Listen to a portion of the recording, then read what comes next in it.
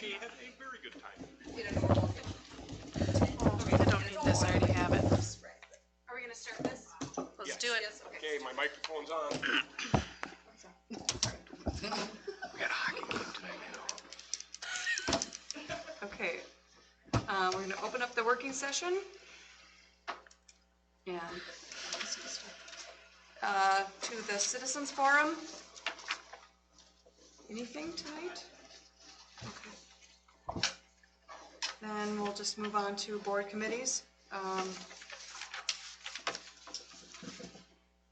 don't have a list this time, so maybe just... We had a meet and confer, which is where this whole discussion is going on. We're trying better. I guess if there's somebody out there who's watching this on remotely, I would like to have some response on it, but we're trying to get so you can see facial expressions on the board and on speakers. We'd like people to come up and actually use the microphone. If you, as report people, want to do it, you can either come up and stand here, and I think the visual is good, but if you're uncomfortable with that, at least have the microphone in front of you, because the complaint was you couldn't hear, when anybody other than maybe a board member was talking. So, and got Jeff over there trying to get him on camera while he's responding to stuff, not with his back to it. And I mean, it was all good logical stuff. So that's what you're seeing, and that's what we talked about at Meet and Confer. I'm trying to think if there was anything else that needs to be spouted out publicly here. That was the bulk of it. It was a pretty low-key meeting. I think we still want everyone. Oh, come up here. To come up there because we want to see their face. All right. I think that's what it is the voice in the crowd, and you don't have a face. All right, and you're talking without a microphone right now. Sorry. I'm just pointing out that we need to have that. Because you're going to talk a lot, I assume, or... Well, Just trying to get out of it. Maybe it'll speed things up by doing it this way. yeah. Okay. Okay. You won't, you're not going to have a mic tonight? There you go. There you Okay. go. Or you can just stand up there all the time. At your podium? That was Meet and Confer. Okay, well, we'll sort it out and then move on from there. Okay, and that was it for Meet and Confer. We did a school forest committee, but it was a abbreviated agenda and abbreviated committee. So, and we mainly just went over the Bears in the Bog event and kind of helped Bobby Joe with some planning on that. So that was the bulk of that, since there were only a couple people there. But, any other committee meetings? No? Okay. We just Finance.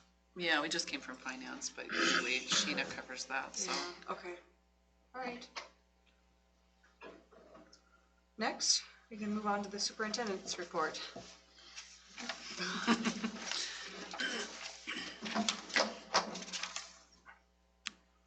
rather sit there with my back. Yeah. All right, we'll give it a try. In your working session packet that went out, our enrollment, we're at 428. In the elementary, there's no change from April. We're at 238. High school, we're down 1 to 191. I also put in a shortened version of the legislative update. I also included in your package here the 54-page summary of the 330-page education omnibus. And I think one of the statements I made, it was historic amount of dollars thrown at education this year, but also a historic amount of mandates and requirements. And some of them were just digging through what that impact will be financially and with staffing. But we did get 4% and 2% on the basic formula over the 2 years. Our increase for fiscal year 24 is about $176,545. Student support personnel aid, $40,000. And in June, we'll be talking about the school counselor, and that's one of the positions that would fall under this. $40,000 is not enough for a full-time position, but it couldn't be used for contracting services, whether it's a school psychologist, a school counselor. So there is some funding to explore other options as far as career and college readiness and contracting. There's not enough funding here for a full-time position. But it's something that we can look at. It gives us an option. Library aid also set at a minimum of $40,000. You can tell that, I think it's the education chairperson is a former school librarian, and that's how this got in there. But we're required now to have a licensed media specialist. I'm not sure how many of those are in the state of Minnesota right now, but I don't know there's any schools our size that have a licensed media specialist. You're required to have it? That's what it says As of this new, in the new one. We're looking at contracting services, hopefully like the Northwest Service Co-op, something like that, would be able to have a regional media specialist. And some of the aid can also be used for equipment and stuff like that. But that's one of those wonky things I got in there. Another big dollar amount is their special education cross subsidy for our district. That's going to cover, now this isn't, some people say this is new money, but it's really not. This is money that comes out of the general fund to support special education. And we're going to get about $77,363 to cover some of the extra costs for some of our special ed services. But it's really not new money. It's money that we've taken out of the general ed classrooms for these mandates and special ed. Now the government is finally going to start covering what they said a long time ago, back in 1974 or something like that. The federal government's not doing what the state is doing it. So that will bring us up to about 40% of our cross subsidy in fiscal year 24. And then it goes up, well, it stays about the same through 25, and then it goes up to 50%, I believe, in 2027. Another big thing is the jobs and labor bill, and this will, some of it will impact employers, and it will certainly impact the school as far as the paid family medical leave will have a financial impact on us. I don't have the details in front of me, but I think there's a webinar coming up next week already from MSBA, I believe, or MREA, on what that looks like. There's also some summer unemployment insurance for some of our workers that weren't covered by unemployment previously. And again, that's another one that we have to iron out. So there's lots of stuff. I don't know if you had a chance to look through the 54 pages. There's some stuff in here on personal finance now is going to be a requirement for graduation. There's a couple other things with some of the other classes. This is a massive bill, and it'll take some time to iron through it. Not all of it goes into effect next year. As we get through it, we'll kind of come up with a timeline on what the impact will be. Which brings my next point is on negotiations. It's going to take some time to filter through some of this. I don't think we're prepared to start pushing negotiations at this time. I'm thinking in June we'll schedule a closed session for strategizing for negotiations, and hopefully by then we'll kind of have an impact on what the new dollars are and the new expenses and where we're sitting budget-wise and what we can start looking at as far as negotiations. My schedule is in the packet for this week, and I guess that's about all I have, unless there's any questions. So it's lengthy, it's confusing. I mean, you probably understand it way better than I do, but who's the go-to person? You talk about MSBA, you talk about MREA, but isn't the state providing us with some sort of a liaison, say, okay, we're a small school, this is, how do we accomplish this, that kind of a question? Certain parts of it is. There's certain, that's another thing that happened with this session. There's a lot of growth in the Department of Ed at the state level. And some of those positions are like for liaison type positions. So some of the stuff there is some of that support. Off the top of my head, I can't tell you what they are right now. But there's some of that from the Department of Ed. They'll be doing some trainings and stuff. But I really rely on Minnesota Rural Association and Minnesota School Boards Association and MASA. In the same day, I went to an MSBA thing on the legislator, and 2 hours later, I went to the MREA, and I learned something new on each one of them. And to be honest, some of this stuff, I don't think the state even knows how they're going to implement it. A lot of it's going to be kind of an experiment with some of these things that they're pushing through, but we'll make it through one way or another. Yeah, because the impacts here are going to be more immediate. I mean, we would be probably influenced by that stuff. You think of the unemployment, for instance, insurance that you're throwing out there, but in terms of looking for a workforce for, summer employment stuff, that's going to change us right away. That's the immediacy of what I see on that. But Yeah, a lot of our 10-month employees also work at resorts in this community. Are they still going to want to do that or do the paid family or the summer unemployment? I don't think I'm not sure what the benefit is, what the percentage is salary-wise, but it could impact some of our local resorts and stuff if they can get people to work. And I think we're all struggling to get enough people to work, whether it's in the school building or the resorts or businesses in town. So it's going to be a challenge. Excuse me. Any other questions? That's all I have then. So I just have a question about that library aid.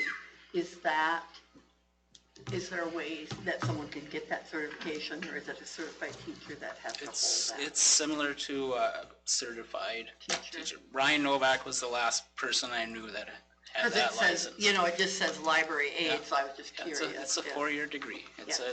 Yeah. It's one of those licenses under Pelsby, and so.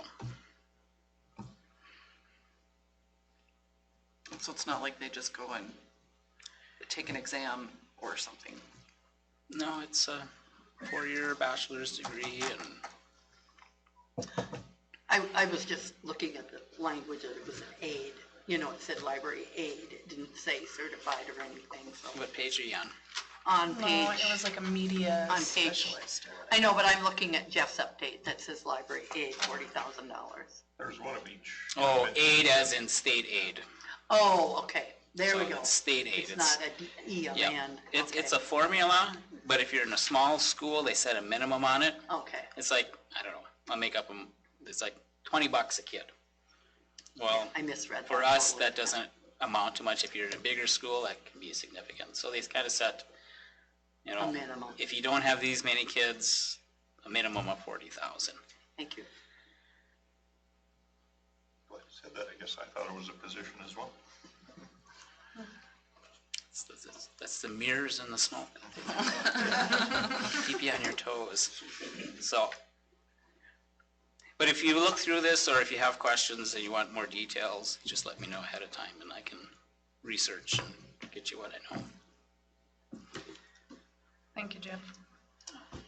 So is this odd, or getting used to it yet? Seems cumbersome for you, but that's my opinion. I like it. Good evening. Our Athletic and Arts Award, Sorry, Mary. awards is going to, what? Sorry. Oh, no, it's okay. Is this Thursday at 8:30 in the auditorium, and then our PBIS awards will be Friday morning in the gym.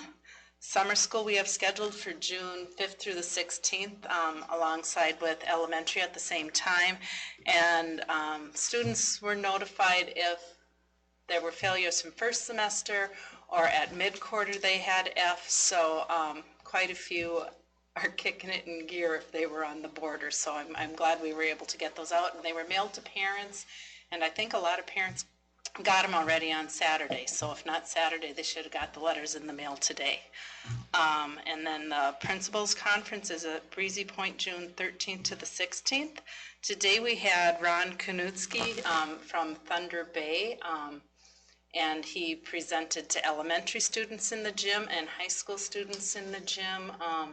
Native American Ojibwe, very, very well received by both sets of students, and elementary has, well, some of them have asked for him to come back next year and instead of as large group, go small group in the classroom so it can get a little more personalized and a little more in detail. But he did puppets and animals and songs and different instruments with elementary, and with high school he explained his family staff that he brought with, did also some music with the drum and with a couple different instruments also. So very good to support the work of our APAC committee. And then what I need to ask from board members, I know Carla and Corinne said that they will present diplomas. Is anybody else able or wanting to? Boyd? Anybody else? Tim? That starts at 6 o'clock. Yep, I can get there. Okay, so Corinne, Carla, Boyd, and Tim. Okay. Got it, okay. Do you have any questions for me? Can I ask a question maybe related to the email, just regarding recognition at graduation, just so it's maybe clear for us as board members, as far as who gets recognized during the ceremony, or who's allowed? Do you mean who's allowed to walk? Yes. So our policy is that you have to have completed all the requirements required of MDE and the school, and obviously be enrolled at Lake of the Woods School. And so a PSEO student are they considered? If they are enrolled with us, so they're a Lake of the Woods School student who's taking PSEO classes through us, yes, they would be participating in the graduation ceremony. Or students who are our students and might be taking online college in the high school classes, who are enrolled with us and taking the classes from a college, but we're like the liaison with it, so they're still our student. Yeah, so they're still considered enrolled, or they would have to be enrolled in order to be able to go Yes. that route. Yes. Okay. Okay. Any other questions? I have questions on that still, that specific. So are we talking, there's two issues I think that have come up, correct? One is we have a kid from the junior class who's going to walk with the seniors this year because he's achieved everything he needs to achieve, is that correct? Yes, he will have completed all the requirements for graduation. And there was a little bit of a pause there, but I think that was what was finally determined, was everything is there. Yes. He is going to walk with that class. Yes. Okay, or she, I don't know. And then the other one, again, I'm really objective in this because I don't know who any of these kids are. I apologize for that, but I saw the note, the email, but there was a removal of the kid from school, right, in October, I think it was the dates. Am I referencing that right? I could pull it up there, but Were they unenrolled? unenrolled, and the kid's parents unenrolled him or her from school in Correct, they October. transferred to another school. They did transfer to another school. I believe it was an online vendor, but I'm not positive. Okay, and their contention was we as a school district didn't address a bullying concern, is that was their contention? That's what the email Right, stated. and what I understand is that we did, as a school district, we did everything we should have done, brought enforcement in and had discussions with parents and everything else, went through the entire protocol, and then the parents, the student, whoever decided, but that they did not want to re-enroll after that, even though, or they came for a day and then left for a day after a day, something of that nature, 2 days? The student enrolled mid-September of this year, and then September 14th, and then unenrolled October 19th. Concern was first brought to my attention on October 6th, and it was addressed, and I'll use the word consequences put in place. And then on October 10th, met with parents, student, and law enforcement, and then the next week the student withdrew. And there wasn't anything further reported to me that had happened. So we went through all the motions that we needed to, I mean, legally and socially and just commonsensically. Oh, absolutely, And yes. they, as a family, once again, parents, kid, whoever makes the decision, didn't give that system a chance to work, to make that a little better situation for them. I mean, it just seems like they pulled that kid out again, or said that's not what we're gonna do. I would agree with that. Right. I have questions about it because, and I think you do, don't you, if I said, yeah, let's let this person walk anyway with their class, then you get into lots of peripheral issues about other kids who might want to walk, who aren't enrolled in Lake of the Woods School. They don't have, I mean, the diploma for that kid, like you said, maybe it's an online school, but the diploma that kid getting, it doesn't have any Lake of the Woods signature on it. Correct. And they pretty much chose that avenue to educate their kid over the last 6 months or whatever it's been. And that student also, their 11th grade year was totally unenrolled here. not They in were our enrolled in building at all. another online learning for the previous year, so.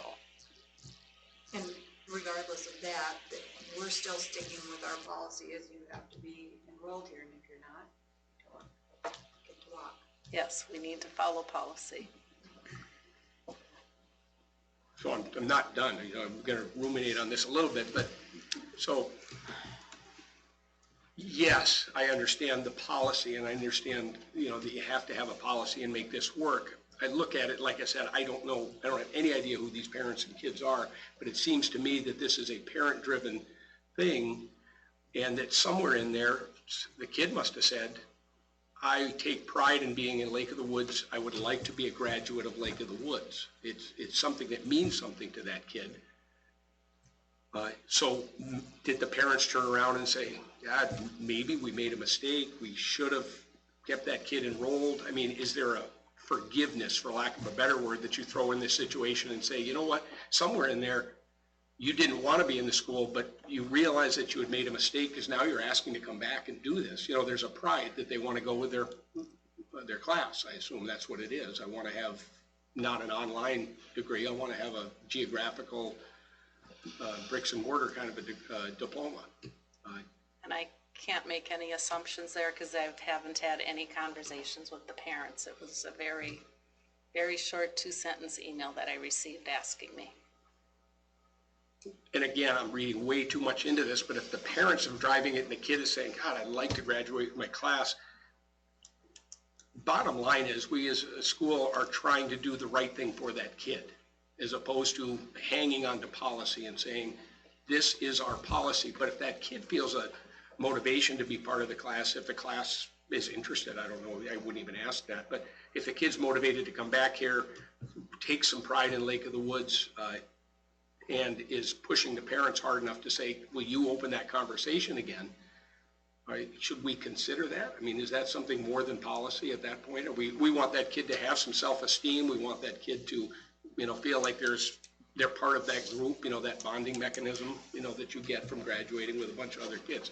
Anybody else can chime in on this, because I am playing a devil's advocate position here, but. I think, quite frankly, if there aren't any, if it isn't Lake of the Woods signatures on it, I mean, that's self-explanatory. It's a Lake of the Woods school, high school graduation ceremony.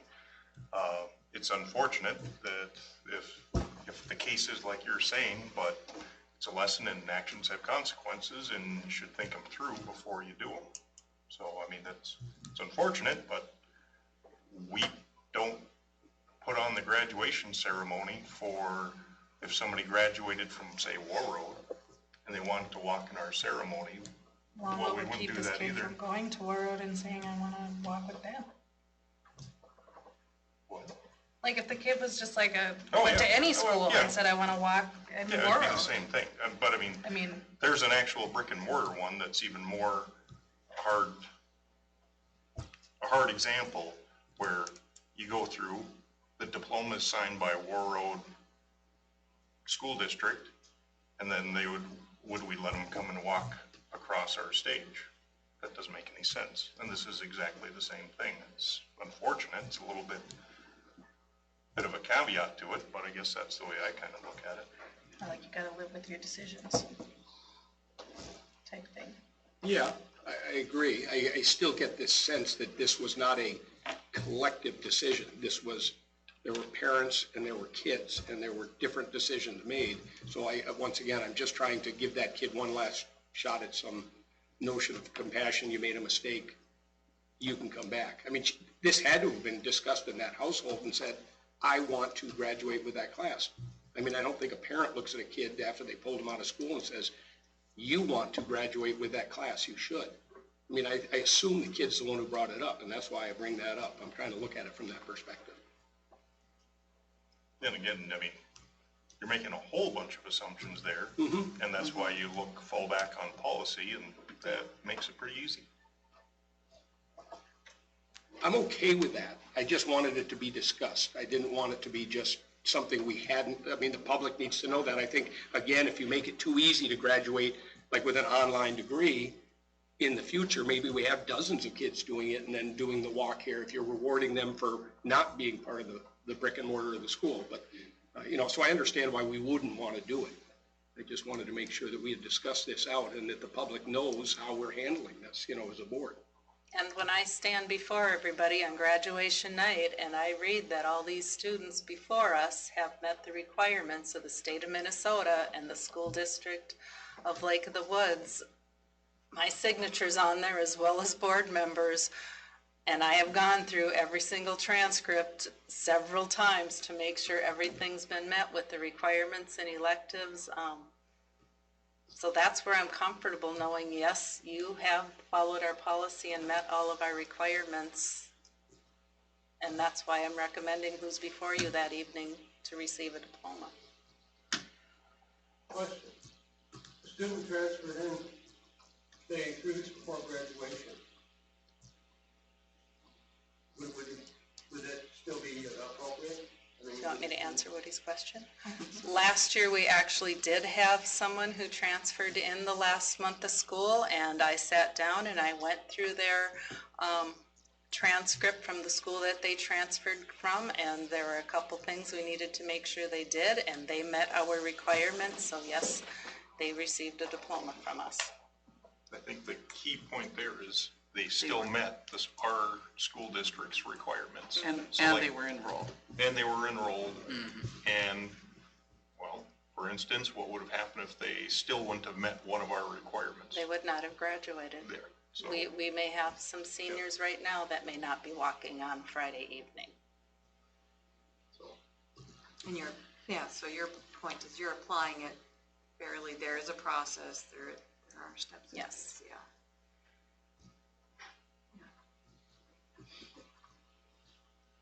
Okay. Thank you, Mary. Thank you, Mary.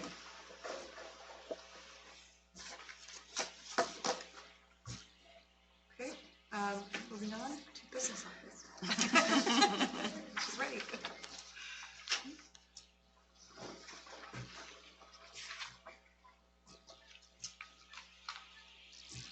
Okay, so looking at the Finance Committee meeting summary and going over our revenues first, our state revenue is at 80% received and is $15,231 lower than April of last year.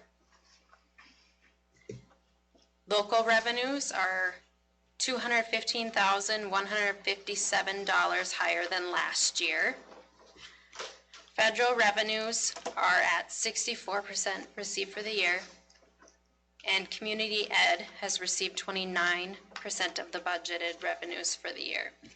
So through the month of August, we should be sitting at about 83% expended for the year for all of our expenditures. Our revenues fall slightly behind, about 8 to 10% we'll receive next October. It's like just a holdback that the state has. So those are going to be a little bit shorter at this point. And so overall, all our expenditures are running pretty much right on track at 83% expended. So that looks really good. Our grants, nothing has changed since last month. For Finance 160, I'll do our Q4 draw in July once June is complete. Finance 161, is no change from last month. Pandemic enrollment loss, finance 171, no change from last month, that's spent and done. Finance 170, COVID testing supplies. We had received $20,000 and it was spent after Q2. When schools don't spend all their money, they basically release it to all the schools again. So we're able to apply for more money, and we just found out that we now have $69,028.48. And we have through June to spend that also. That money is used for paying for like a school nurse, any nursing supplies that we need, and like they call it COVID testing supplies also, but it's just a broad range of expenses. We can use the money for salaries for custodial staff, cleaning, and even cleaning supplies. So we'll have no problem spending the rest of that money. So that was really, really nice surprise that we'll be receiving all that extra money. Title Finance 401, I just completed our Q3 draw of $24,413.53.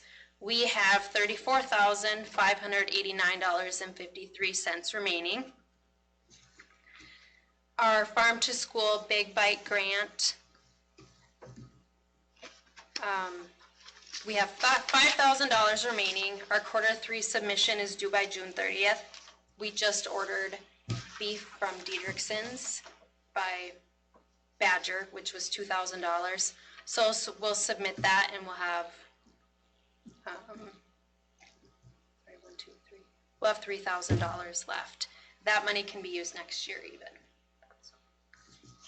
Our expenditures are, for salaries and wages, are sitting at 80% for the year. Employee benefits are at 76% for the year. Purchase services are at 93% expended for the year. Supplies are at 103% expended for the year, and supplies and equipment costs are close to 100% expended for the year. Those have been very consistent the last couple of months. We haven't had any changes, and we won't again for the last month. Everything's pretty much done and taken care of. The student activity balance report is attached. I've had a lot of questions on it. It is difficult to read, so I went through and I circled the balance for each student activity. The senior class of 2023 will be spending all their money, and whatever they don't spend, they have to delegate where the funds go. That will be completed by the end of June, and it will be zeroed out. Any questions on that information? Okay. And just an update from the business office. Our health insurance options were released today for all staff. There was a meeting. I wasn't able to be there today. Our ease enrollment, which is like an online portal where all staff can go in and review their options and select their options. It went live today, but there's a little bit of a glitch that will be fixed by North Risk Partners, and it should be up again tomorrow live.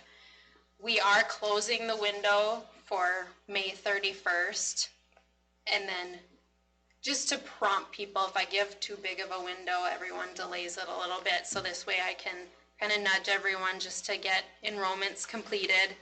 And if anyone needs more time, it's not an issue, but the new insurance rates are all effective July 1st. We received one quote for financial audit services, so I did put all the packets right here. They did provide, I'll grab a copy right now. So the company is Bergen KDB. The office out of Albany will be completing our audit. So this is the only bid we received. Overall, statewide, there is a shortage of accountants and basically firms that are able to do audits. there's just a shortage of people, and for the most part, they want to do it remotely. So Bergen KDV will be doing it remotely, and the other firms I had talked to would be doing the same thing. So they they did bid for 4 years.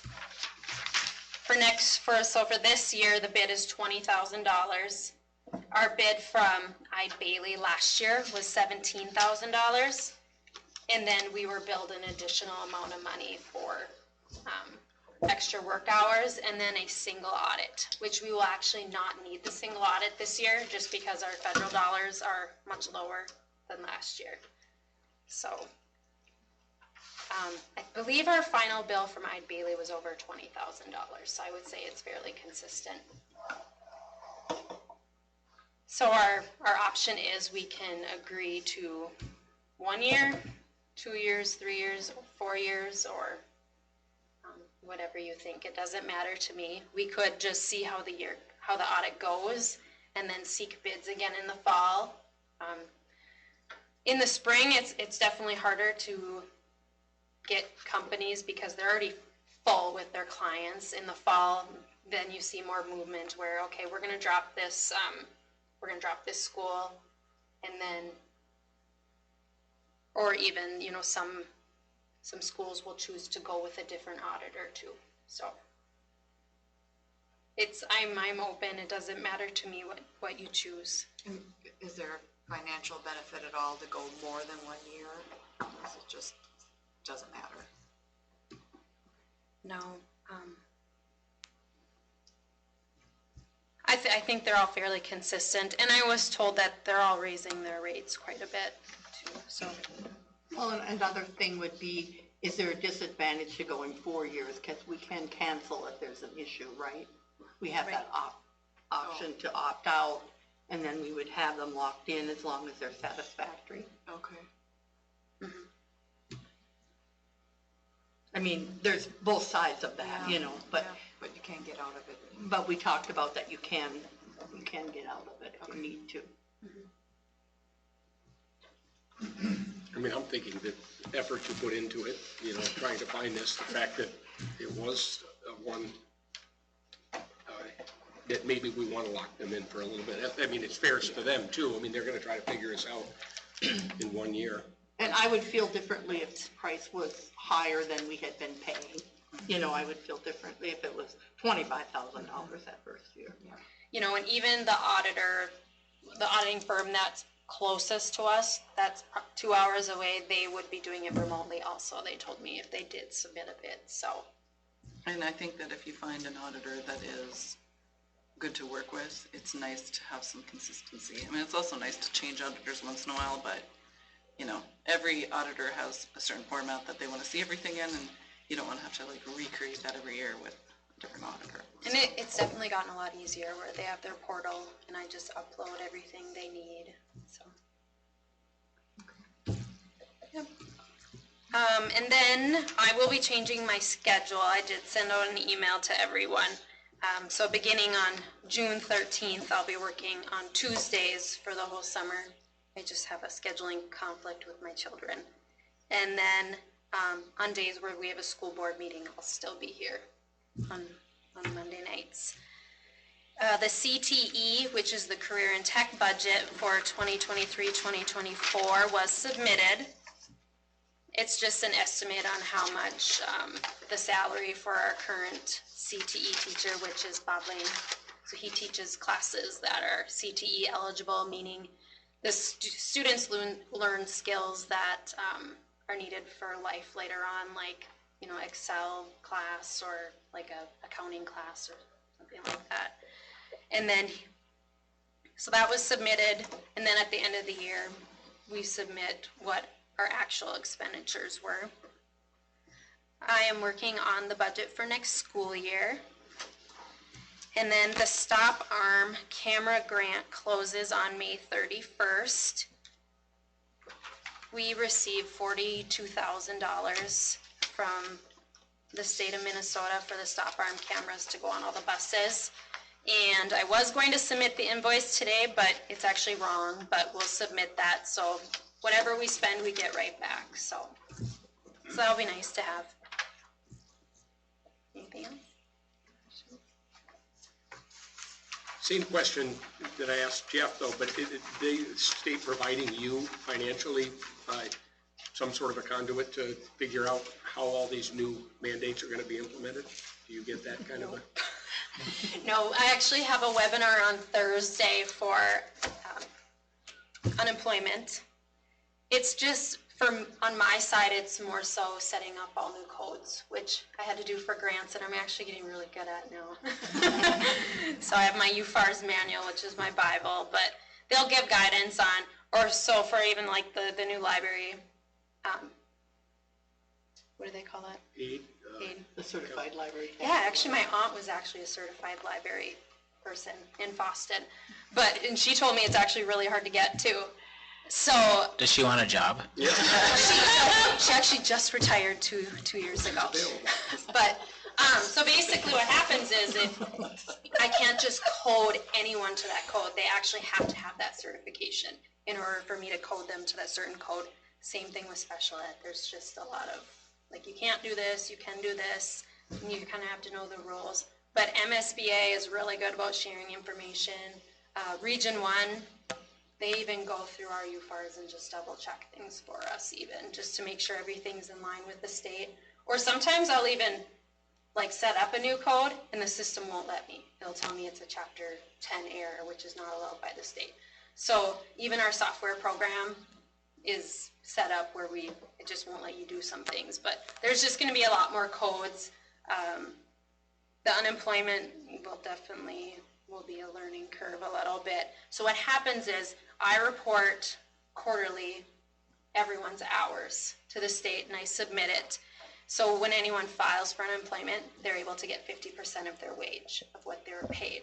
So if they worked for just one employer, they would get, or the school, they would get 50% of their wage. If they worked for multiple people, they would get from multiple sources, but it still would only be 50%. One thing I'm not quite sure of is technically, if there is work available, you can't turn down work. So I don't know how they're going to monitor that. So even if someone comes in and does work during the summer, they can still file for unemployment, and so whatever they make comes off of the amount that they would get for unemployment. So I think there's guidance coming out on that. Like you can't force a paraprofessional to do welding work in the summer. Right. So it's got to be kind of within the classification of the job. The summer unemployment, it comes out of the general fund. We're not allowed to levy like we can with the other unemployment. So anything I pay for unemployment, I have to have to a special code also. And then when we do our year end and we submit to the state can see exactly how much we paid to unemployment. I believe there is some funding this year to cover, but next year it's totally unfunded. They've created a fund. But it's only 1 year, right? Till June 30th of 24, I think. Or if the money runs out sooner, whichever comes first, run out of the money or hit the deadline. So. And when is that effective? Is that like July 1st? This year, July 1st? I went through and I tried to figure out who would be eligible in July and August and how much it would cost us, and it was close to $50,000. Yeah. I mean, considering that it was not planned, we didn't budget for it, What kind of numbers would that be? About well, 10 people? it would be next year, but that's still a big impact. Is it like Quite a bit. It's bus drivers, paraprofessionals, it's even coaches. It's absolutely anyone that does any work at the school. It wouldn't be salaried or teachers that are off during the summer, though. I could also see the state setting a minimum salary. That's been talked about for years, but I think now that this is pushed, I think more people will be like, hey, I'm only making $40,000 a year. Why can't I collect unemployment if I'm off in the summer? It has been talked about. I know several states have minimums, so I could see Minnesota setting that eventually. Yeah. Thank you, Sheena. Yeah, no problem.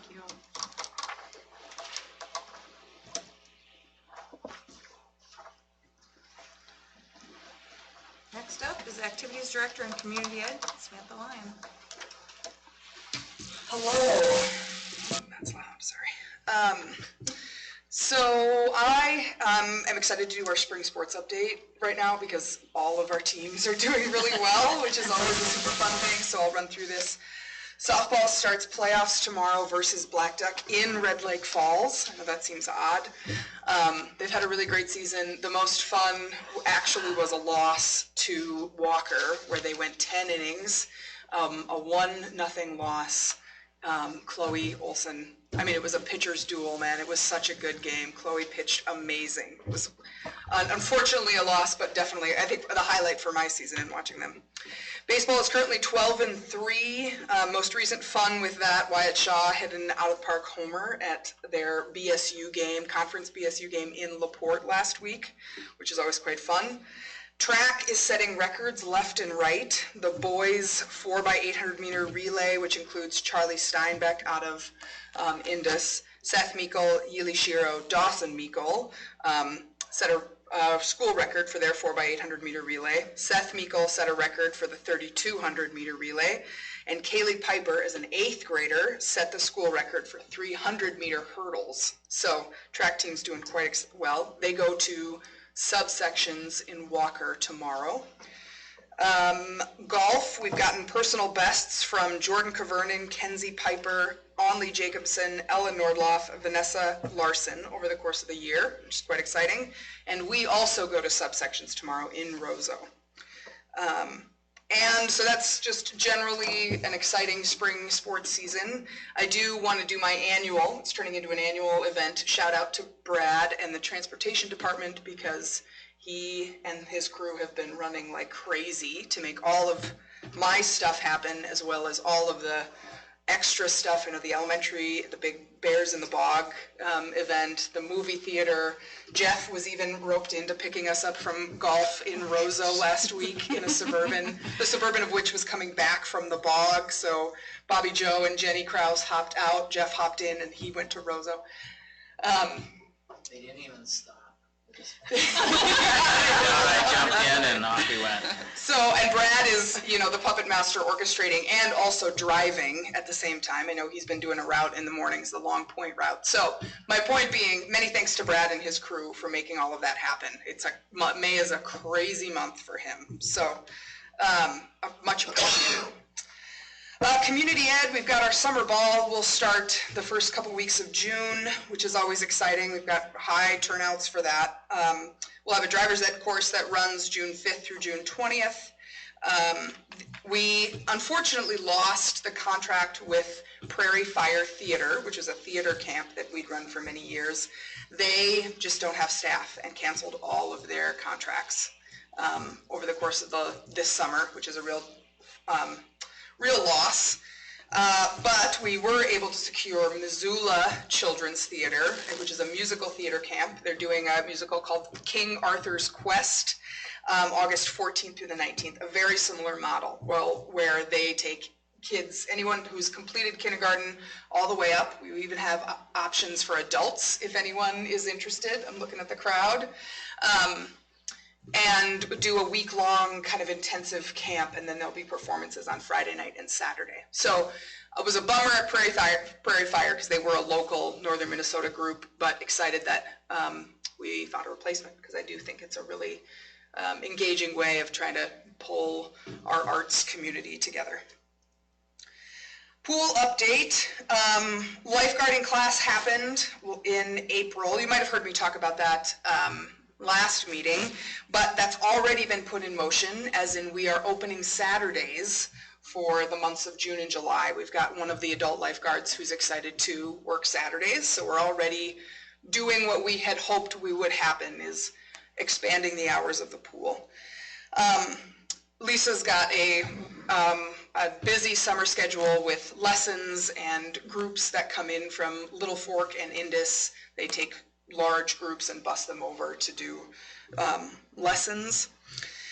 So excited that that is moving in the direction that we had hoped. So many thanks to you guys for saying yes and jumping in on some of the stuff we'd asked. We do have one more piece to ask. This is on your agenda for tonight. We are requesting that we increase the water safety instructor. You might see that as WSI. They are a specially trained person to give in classes or teach lessons in the pool. We're increasing that to $16. Thought being it's an additional certification, it's $1 more than our lifeguarding rate. So it is not a huge expense. I unfortunately don't have the exact numbers on what it would cost, but it's like 3 or 4 people: Jenny Kraus, Sunny Doro, Janelle Lowe's, 3 or 4 people, and then their time over the course of the summer. They do a little bit in the winter, but it's mostly summer lesson stuff. And that's in keeping with our increase on the lifeguard side of things. So that was a speed run. Any questions on any of that? You need a decision on the wage. It's on your agenda. Yeah. Yep. But you'd like it. If you can, especially going into the summer. Yeah. Those folks, if there is more information you'd like, I am happy to table it for next month, and I could come back with more specific numbers if that's what you'd like. And then at that point, I probably would just ask that we retroactively pay anybody who has worked WSI hours in the month of June to just compensate them appropriately. So if you want more information, totally doable, and then we'll just, like I said, retroactively pay them, if you're okay with that. Where does that?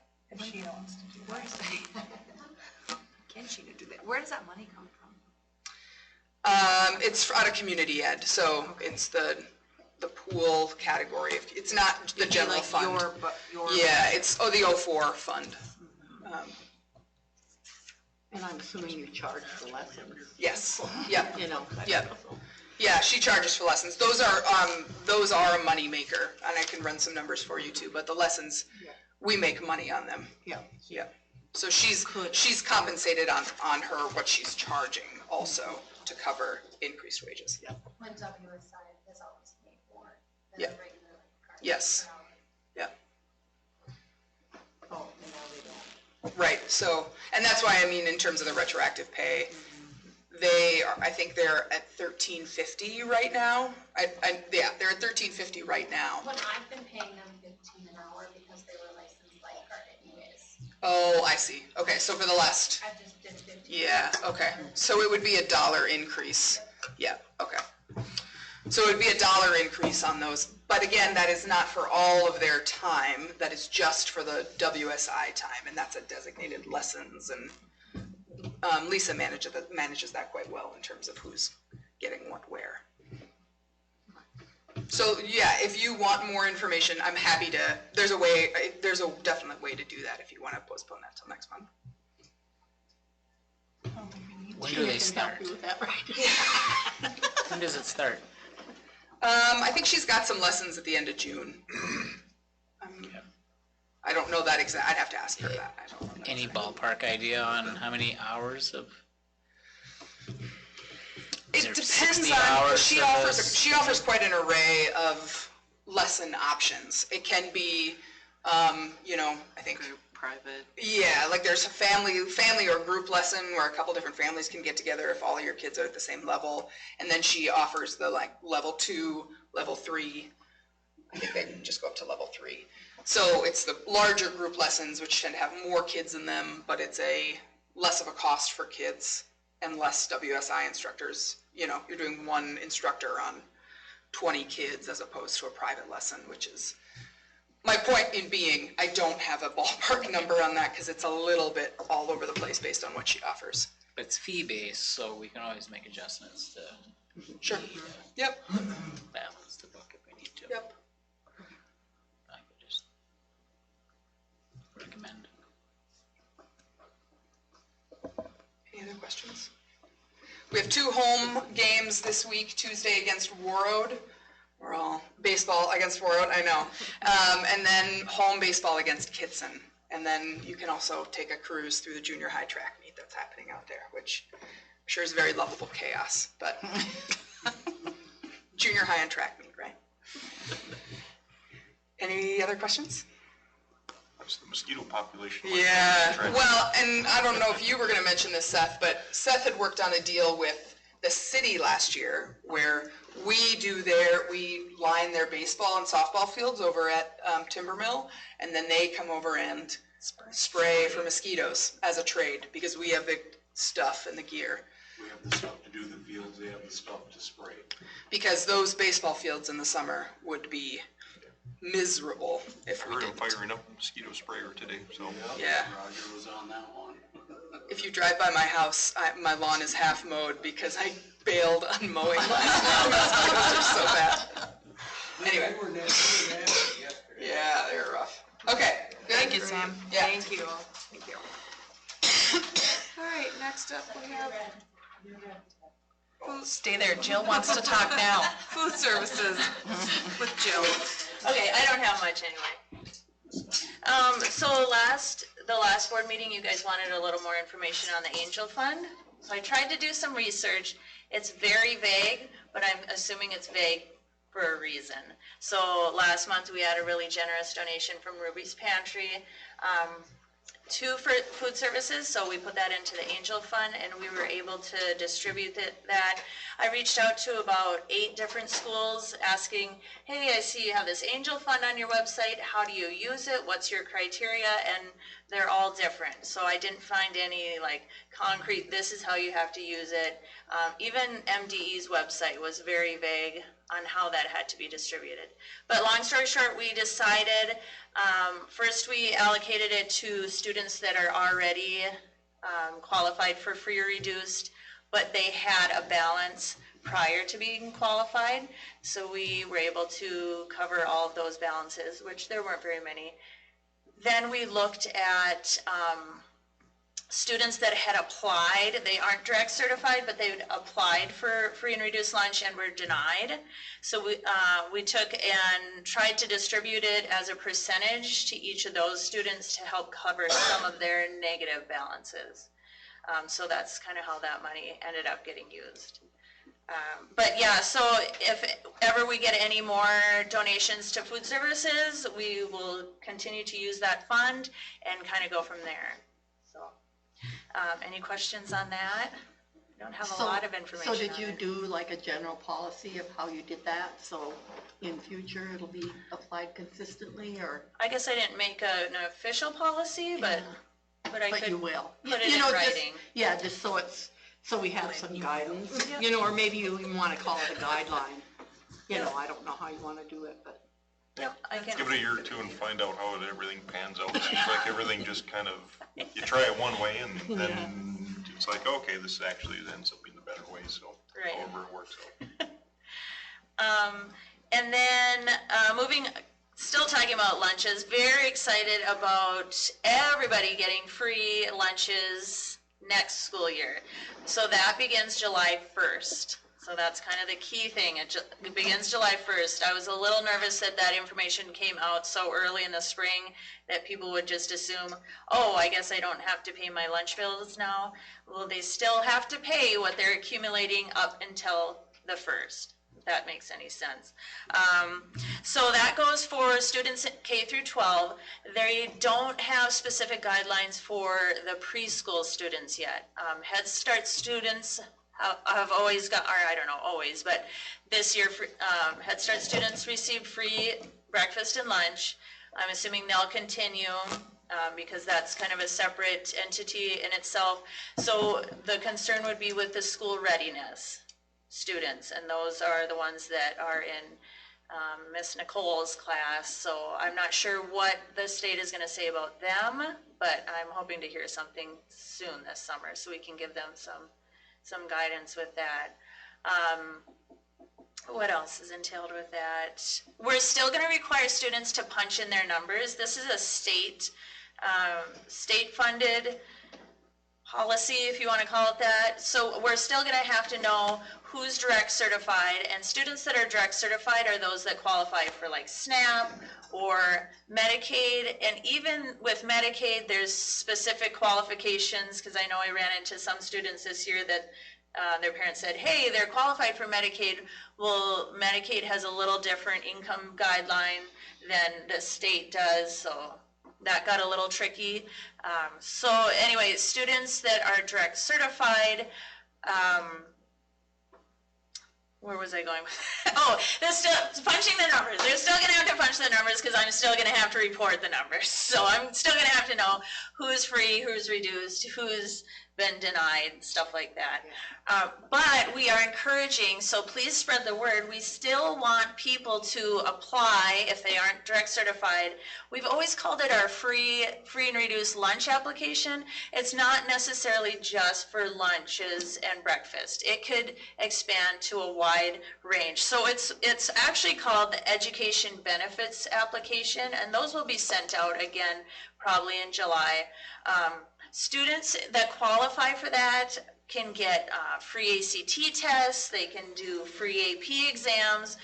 We had some reductions in athletic prices. We were able to do some discounts with band instrument rentals, stuff like that. So we still want people to apply. I know with everyone getting free lunch, it's like, well, why do we need to do that? It helps us in so many other ways. Another thing is a lot of these teachers and like the cooks, when they apply for grants, they'll come and ask, what are our free and reduced percentages? And that's going to come from direct certifications and then people that apply in applications. So if people aren't applying, our numbers will be lower and we may not qualify for certain grants. So spread the word, and hopefully I'll be able to do something marketing wise with that this summer too, so people know that it's still important. You do them online? We didn't this year, but I'm going to figure out how to do it. Seems like if it's online, people are more willing to do it. So yeah, we'll figure that out. And I think that's about it. Does anyone have any questions? Just quickly touch on the summer food program. Oh yes, so in the past we've had, with our summer school, everybody has received free meals. We did not, I just found out, qualify for that for this summer. So what's going to happen is however people paid for lunch during the school year, that will carry over to those 2 weeks. So if the student was free, then they'll still be free. But if they were denied or a full paid student, they will have to pay for breakfast and lunch in the summer. Yes? I just got an email. I can pull the meals to the grant. So Okay. I can just adjust our summer school grant, and I might even need to send in just a new application, which revised app, which is one page, and just indicate that we're going to be covering school meals. Even though it's fun too, I was told we can do it. So Okay, perfect, because I was like, oh my So we'll gosh. just have to track the number of students. Okay. And then I can, instead of tracking food, it's easier to just track the number of students times the meal price. And And we'll still follow guidelines. You have to have this for your lunch, for your breakfast, all that. So that'll be amazing. Thank you for doing that. Any other questions? That's how quickly things change. Thanks. Thank you. Thank you. Yep, 11 o'clock, I wasn't sure how we're gonna feed the kids, and 7 o'clock tonight, we got it resolved, so. Oh, okay, now we have buildings and grounds with stuff. I try to make it as quick as possible. The first thing up is we've been shorthanded for a little bit, and I talked with Sheena. We're gonna offer a part-time summer grounds person for mowing only, hopefully 20 hours a week. I talked with Chuck Merchant, and he's more than willing to accept that position, so we gotta sit down and get the formal application, so that's gonna help take a lot off of my plate and make this place look like I want it to. That's the first one. Any questions with that one? Okay. Second one, just an update for floor roof finishing. I put out a sign-up sheet for all the teachers to put in their summer school hours when they're having it, the dates. When I got all that back, this is how we compiled it. Right after June 16th, I believe, is the last day of summer school. 19th, we're closing down the elementary end, and we're going to start the refinishing the floors for 1 week. Once we're done with that, we're going to migrate right into the commons. That area is going to be closed for a week. And following that, we're just going to progress right into the west end for the last week. Might not take that long. If it is, and this is going to go a lot quicker, but we always plan for 1 week just to any contingencies that happen. Any questions with that? Okay. Pool cleaning, arranged it with Lisa. The pool is going to be shut down for 1 week like we do typically every year for cleaning, freshening, fixing things. That is going to be on August 7th. Is going to be the first day, and that week the pool will be down. Lisa decided that's when she's going to take her vacation, so we're going to work around that. And the last project we've been working on, and this was actually mandated by the fire marshal, we're getting it done now, changing out the multi-purpose gym hallway door entrance. When they put the addition onto the school, they never changed the directions of the doors. So if there has to be a mass exodus, the doors open in instead of out. All the parts are now in, and that's going to be one of our priority projects for the summer. That's a pretty short update. Any questions? Anything else besides these? Anything that I missed? Go ahead. Oh, just the FEMA update, anything on that? Yes. Thank you. I forgot to write that one down. I just talked to him this morning. I got an email. They're denying the full amount that were requested. And I just got the formal denial this morning. I've been working with one of their administrators for the last 2 weeks. We knew this was coming, so we're working on starting the appeal process already for that. Tomorrow morning I have to sign the documentation formally stating that we are going to appeal their decision. And then we have 60 days to get our appeal in process and to them to continue it. Kind of along those lines, I noticed about Team Lab and everything. Yes. Is any work going to be done on the track this summer? So that's up in the air. My hope, absolutely. Okay. So then the question is, if we do work on the track, are we going to mess up any fertilizing or anything to the football ground? It shouldn't, because the football field's contained within the track. The track itself is around there, and that's where all the work will be. If there is anything that happens to get across for spring, you're talking about getting the equipment over there? Yeah, some stuff like that. No. Okay. No. If need be, we'd make a small bridge or a path to get across there. Okay. To get them in. Want to fertilize it and then tear the whole thing up. No, we're not going to mess with the football field unless you want turf, and I'm okay with that too. I mean, we could follow suit with War Road. We're not in competition with War Road as far as grounds go. With the track, were we just doing those couple fixes, or are we doing a full? That's what's in debate right now. He's going Okay. for the whole thing. Yeah. Because that would be better long-term, to do the whole Yes. thing. It Okay. is. I Well, didn't with the know if that was degradation of the decided yet. track, from over the years, I just had somebody up here last week, another company, and there's it's gonna come up in a buildings and grounds meeting that we have to discuss it, but yeah. I would like the whole track surface to be done, because if you patch it, it will not be the same as the original surface before the damage. They're contending that it will, but it won't, so.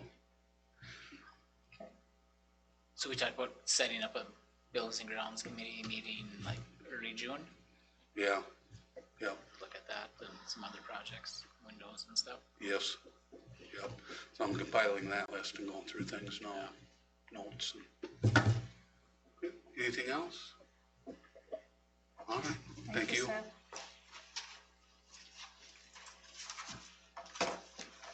Okay, that's it. So convene the working session and move on to the regular meeting.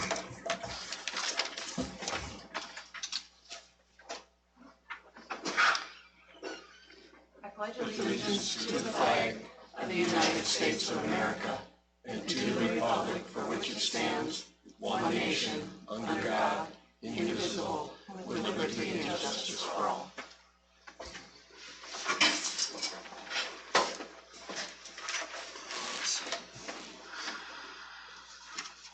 Looking for a motion to approve the agenda.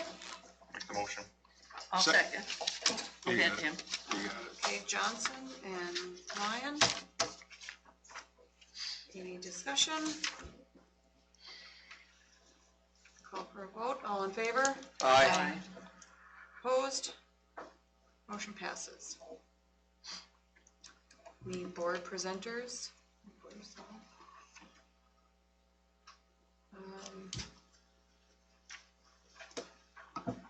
Next up, we have written communication. I've got conflicting things on my,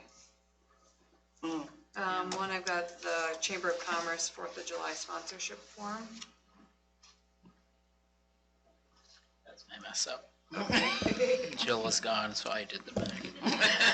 I think we had the MSCA representative, that notice was last month. The notice of desire to negotiate. Yes, Yep, and I okay. do have the chamber notice in my office. I did not get it into the packet. But they're requesting local business sponsorship for the 4th of July, and they have different levels that went out. Being a public school with public tax dollars, I'm not sure that is something that we can donate public money to another organization. But it was received, so I just wanted to bring it to your attention that they requested that, and that's kind of the stance of the school. It would be probably not appropriate. But if there's other things that, like National Honor Society kids or things like that, that the school can not provide money, but provide time and people, that might be something to look at in the future too. Say maybe when you reply, maybe you should let the chamber know that there might be people available to work, because I know they have trouble getting people to work those events as well. Okay.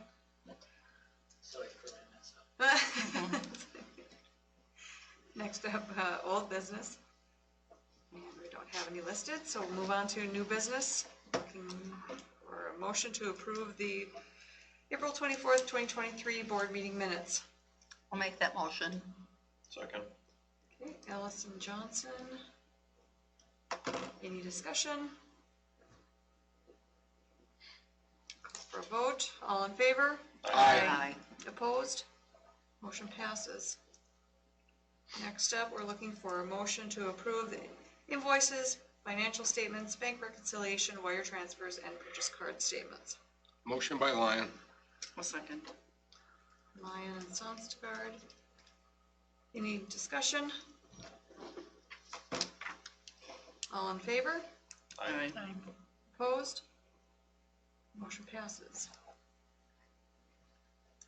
Next up, look for a motion to approve resignations. We just have Court Claypool, special education teacher. I'll make a motion. I'll second. Or I'll take it. Okay, Sonstgaard and Rovita. All right, any discussion? All in favor? Aye. Opposed? Motion passes. Yes, thank you. Yep.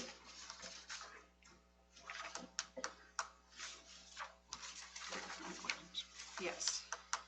Next up, and maybe I'll abstain from this next one since Sarah better. Oh. But, looking for a motion to approve the appointments as presented. We've got Nazreen Rajahid, is that? Mahid? You did pretty good. Lifeguard, Sarah Eck, lifeguard, Hallie Holen, lifeguard, Susie Neist, special education teacher. All motion. Second by Lyon. Rita and Lyon, all in favor? Aye. Aye. Aye. Opposed? Motion passes. Next up, we're looking for an approval of policies.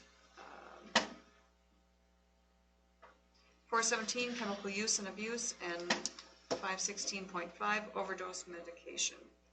Make the motion. Second by Lyon. Johnson and Lyon. All in favor? Aye. Opposed? Motion passes. We're looking for a motion to approve the team lab quote for the football, baseball, and softball fields. Motion. Second. Okay, Johnson and Rovita. Any discussion? Make the lawns pretty. Okay. All in favor? Aye. Opposed? Motion passes.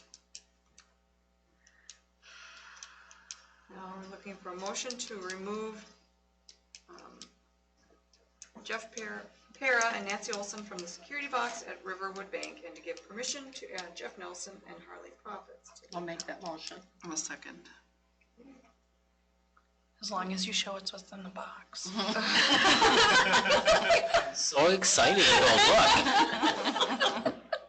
We have Ellis and Sostegard with motions. Any discussion other than that? I asked in the finance committee meeting what is in the box, and he said he has no idea, so. Is it like opening up Al Capone's vault or something? Or like a time capsule. Well, we're talking 6, 7 years with those names on it, right, since that's been open. Hopefully something aged in there. Probably 10 years. Yeah. Like 2014 is when Mr. Peter left. Well, if it's something good, the day after it gets open, Jeff suddenly retires to Jamaica, then we'll know it was really good. Do we pay a fee on that?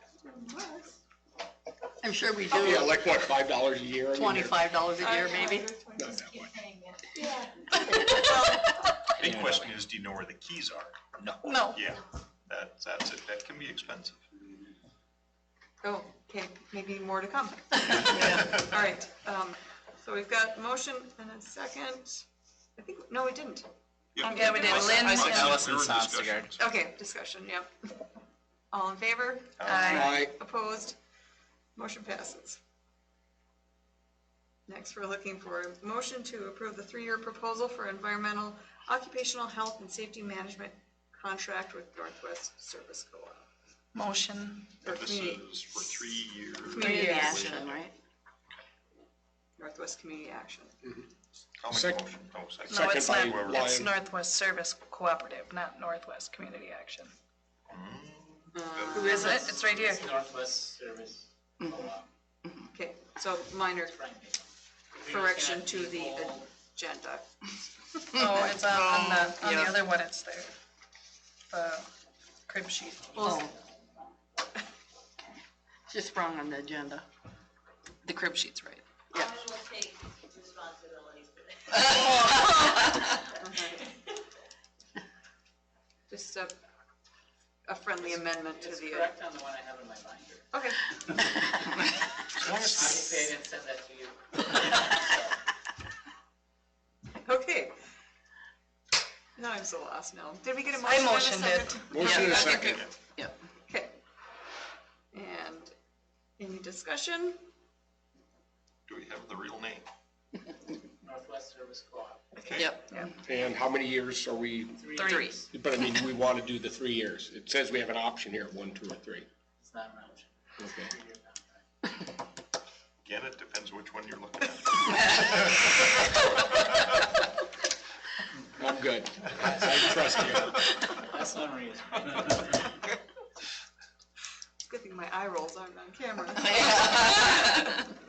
All right. All in favor? Aye. Opposed? Motion passes. So we're looking for a motion to approve an increase in the water safety instructor rate from $15 to $16 per hour. I'll make that motion. Second it or whatever you want Okay, to do. motion by Ellis, second by Johnson. Any discussion? Good for those kids. All in favor? Aye. Aye. Opposed? Motion passes. Next, we're looking for a motion to approve Resolution 2022/2023-30 to accept a $200 donation from Ruby's Pantry for the PBIS program. I'll make a motion. I'll second. Sonstagard and Robita. Any discussion? PBIS? Positive behavior. Behavior, intervention, and supports, thank you. We do it in the high school and the elementary, and it's a thing that we did through the Department of Ed. So it's on positive interventions for behavior and promoting good behavior, and so. Okay, thank you, Ruby's Pantry. And the $200 would go towards some sort of a. Well, they do, gift or like, if you saw in the paper, at Kelly Lane's, which I should have put in my thing, all the kids went bowling. So each month they do kind of a celebration. We do what's in the elementary, we do bear bucks. So when the kids are caught doing good things, they're rewarded immediately with that. And then each classroom has they can go shopping and use their bear bucks internally. So it would go towards buying some of those types of things, so. Any more discussion? Questions? Call for a vote, all in favor? Aye. Opposed? Motion passes. Sorry for using an acronym. And then we're looking for approval of recommendation to contract with Bergen KDV for auditing services, and we want to clarify I would say at Number least of years. 3 or 4. number of years. I'll make that motion and recommend for 4 years. 4 years, okay? I second that motion. Ellis and Lyon, and we've got them for 4 years. Any discussion? Just that there is an out clause in the contract, just so it's clear for everyone that if we need to get out, we can. Yeah, thank you, Lynn. All right. All in favor? Aye. Opposed? Motion passes. Any other business? I forgot to mention, we put in, I think, our 4th, 5th, and 6th bottle fill stations. We received a grant through MDH for 2,400 through the hydration station grant. And we got approved, they are in place already. Now we're up to 6 bottle fills for all the school. Thank you. Okay. All right, if there's nothing else, we'll adjourn the meeting at 7:26.